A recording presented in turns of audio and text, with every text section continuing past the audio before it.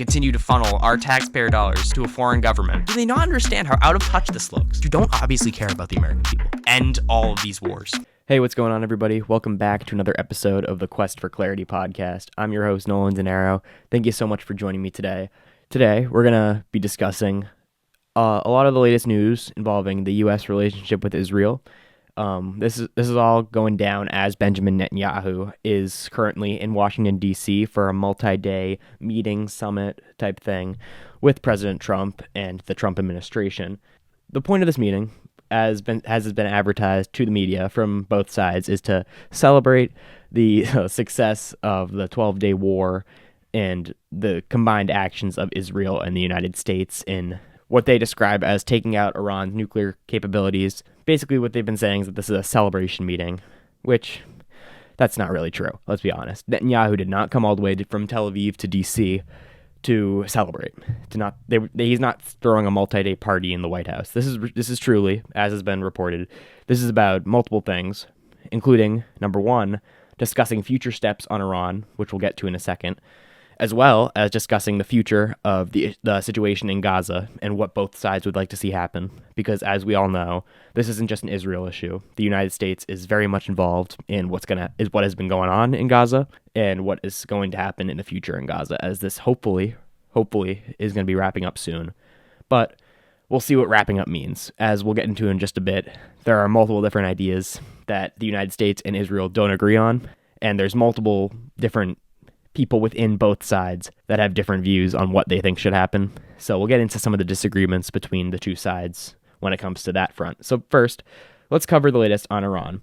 There was a Reuters report yesterday discussing how, while the Trump administration is saying that both sides are in complete agreement on this issue, that's not really true. Insiders have reported to Reuters that, quote, Netanyahu wants to use more force to the point of government collapse if necessary, meaning regime change. So that is still Netanyahu's goal. And Trump's priority is, quote, Trump says his priority is to lean on diplomacy, which is what he's kind of always projected. As I've said this before on prior episodes of the podcast, that I did not think the saga was over. And here we go. Netanyahu wants to use force. If the Iranian nuclear capacities were completely destroyed, then you have to ask yourself, what is this talk of force? What is this for?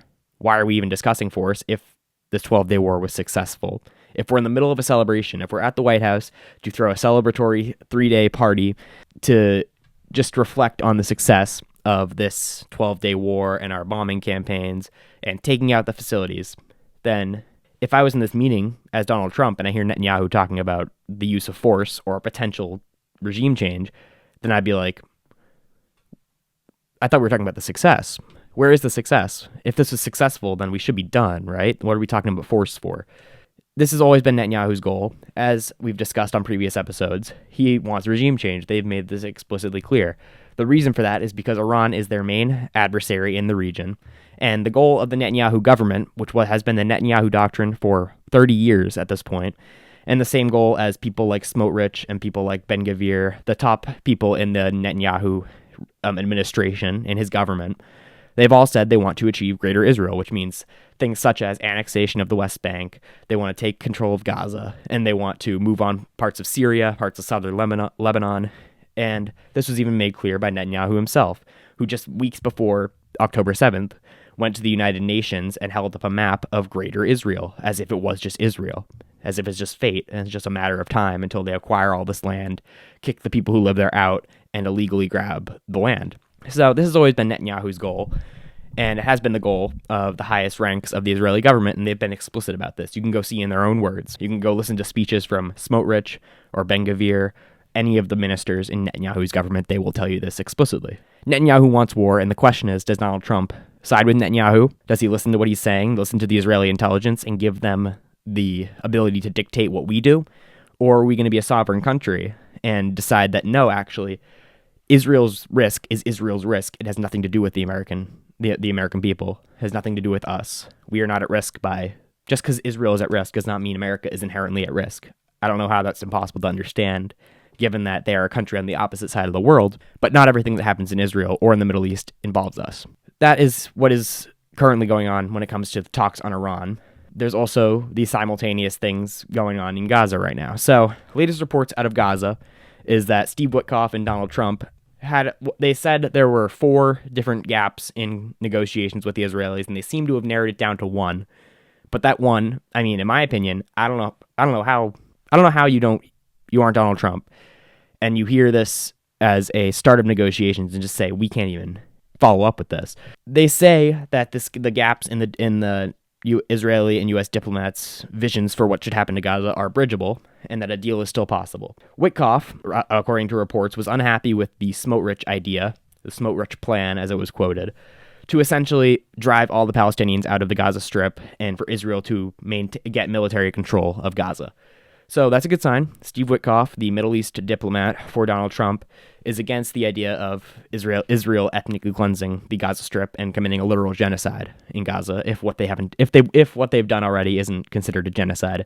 What would happen next if that were to take place would be beyond genocide. But this also comes as a drop site report says that Hamas says there has been zero progress on a deal. It seems that the negotiations right now are between Israel and the United States as to what this side of the argument is going to present to Hamas. And from reports, there has been talks that certain parts of the ceasefire would allow Israel after 60 days to go right back to what they were doing before. In fact, according to reports out of Haaretz, Israel is trying to now pursue what they call a humanitarian city on top of what is now the rubble of Rafah in southern Gaza. And this is absolutely crazy. Get ready for this. They essentially want to push 600,000 Palestinians. They want a ceasefire, and then 600,000 Palestinians will be screened and put into a humanitarian city in the south of Gaza. 600,000 of them, and then they will not be allowed to leave. Many in this, and if this sounds like concentration camp levels of inhumane treatment, you're not alone, because Haaretz themselves and others in the Israeli media have coined this a concentration camp.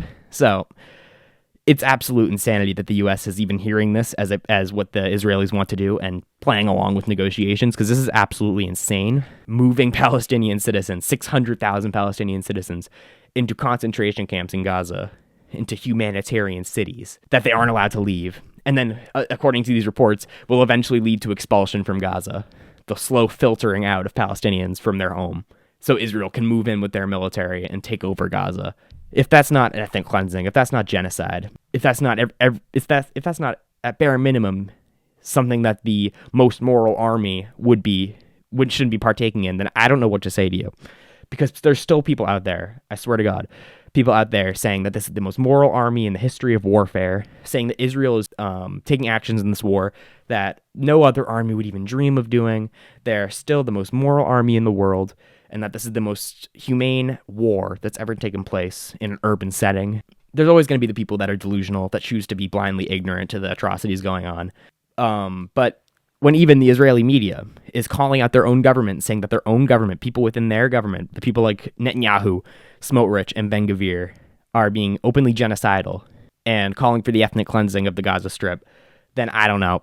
If you want to sit here in the West and if you want to sit here in other Western countries like the United States and say that that's not happening, okay, but listen to the people in Israel that are saying that this is happening, and then come back to me. This also is taking place as the situation in the West Bank gets worse and worse. Israel is continuing the movement of settlements into the West Bank and essentially ramping up what's going to end up being an annexation of the West Bank.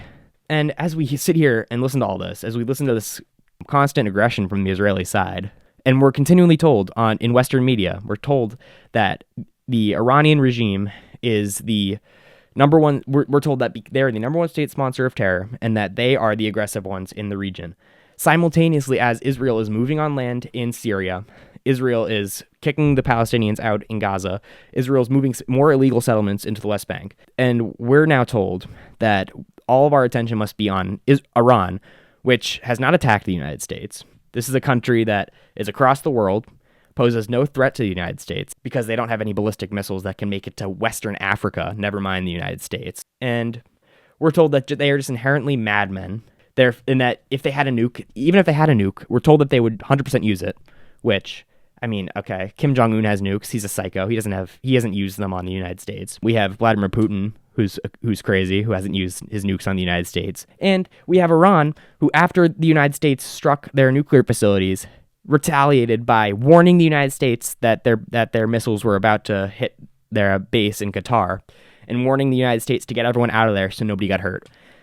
So in order to believe the mainstream media narrative, you have to simultaneously believe that the leaders in Iran are so insane, they're so suicidal, and they're so willing to have their regime collapse that they would bomb the United States if they had a nuke. But also, the United States strikes them, and their response is to show restraint and not respond to the United States because they know that the United States would be able to overthrow their regime. So it's a little bit contradictory there. Are they restrained or are they psychos that are suicidal? There's never straight answers, and they just expect you to go along with both, because if they don't, then they call you an Iranian propagandist, they call you a Hamas supporter, neither of which are true, of course, because none of these accusations are ever true. They call you anti-Semitic if you say that Israel is actually being very aggressive in the region. They say that the United States must continuously, unconditionally fund Israel as they perpetrate the humanitarian crisis in Gaza. And for some reason, the United States chooses to never use any of their leverage, because we can sit here and say, and look, this is another point. We can sit here and say, if you're Donald Trump, that you want the war in Gaza to end. You can sit here and say that we want to have peace with Iran. So why are we hosting Benjamin Netanyahu and entertaining the idea of things like the humanitarian city in Gaza, and even entertaining negotiations with someone who wants to bomb Iran more and replace the regime? If you really want peace, in Gaza, you could cut off all American aid to Israel and all American weapons shipments to Israel. The war ends tomorrow because Israel can't keep this up on their own. And if you want peace with Iran, you say, we will not help you. We will not finance the defense of your country if you go ahead and bomb Iran, which is as Trump says, Trump wants peace. This would be against our interests if Israel decided to break a ceasefire and attack Iran. So we have all the leverage in the world. We're the most powerful military in the world. We could cut off funding to Israel tomorrow if they didn't do what we wanted them to do. But for some reason, we're unable to do that. We're able to do that in every other comp. We're able to strong-arm France, NATO into paying their 5%. We're able to strong-arm Mexico and Canada into getting troops on the border in Canada. But for some reason, when it comes to Israel, we're unwilling to use our infinite leverage. Our $3 billion a year, we could cut that off. But for some reason, we're unable to do it.